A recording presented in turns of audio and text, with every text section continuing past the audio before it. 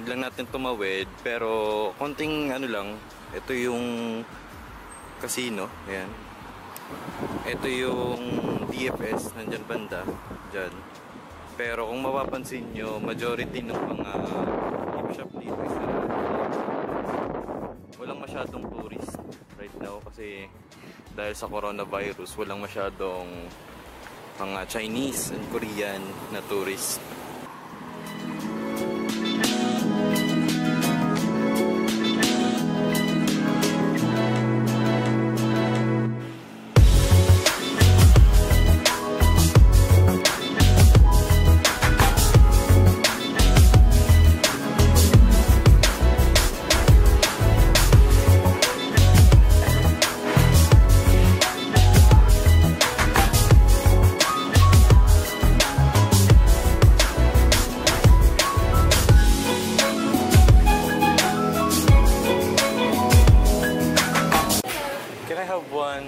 Java chip? With curls?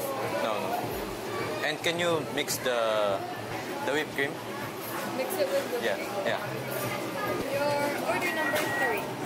Thank you. Alright. Number 3, right? Whip mix inside, right? Yeah. Alright. Thank you. Alright.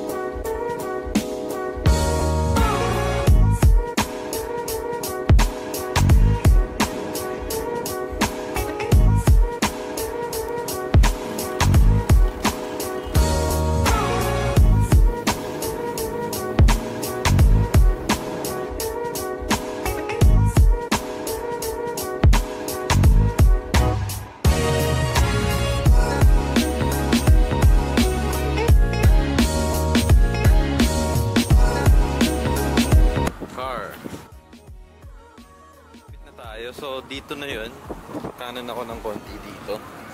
Makikita natin yung Joten Shopping Center. Ayan, Joten Shopping Center. So bali meron dyang supermarket.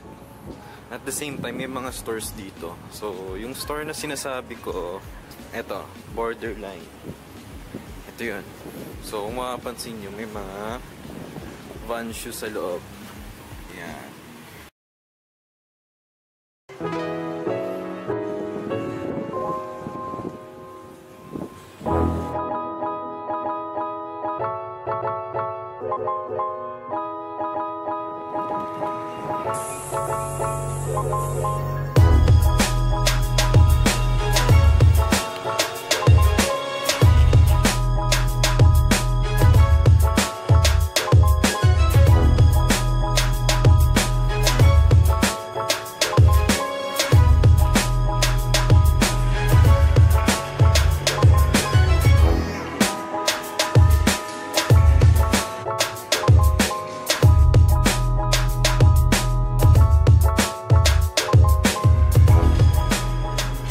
Ng I Love Saipan.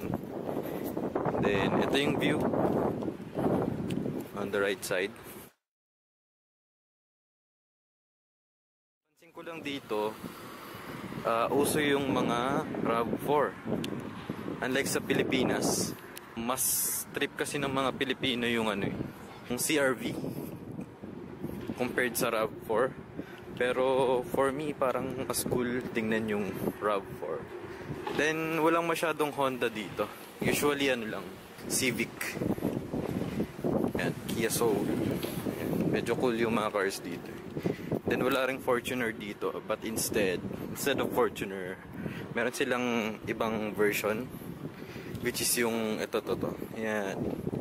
Toyota 4Runner ata. 4Runner. So, nandito na ulit tayo sa, yung crossing. Yung papunta sa sa hospital. So again, ito yung yung Toyota 4Runner.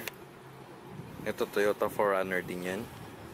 So walang Fortuner dito, but instead ito which is derived from Toyota Tacoma.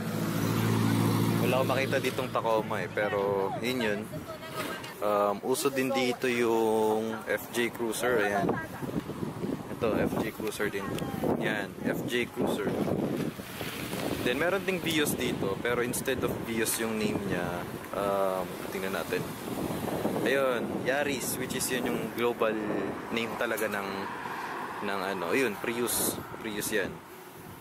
Corolla, everybody's favorite. Yan, Corolla. Then, I think, ito lumang RAV4, pero may mga mas bagong version dito Ito, Tacoma. Yan. Okay. Yan, Tacoma. Sienna, ayun.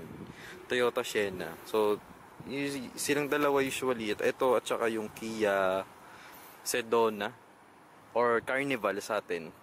Yun yung usually nakikita kong mga passenger MPV dito. Then, ito yung bagong RAV4.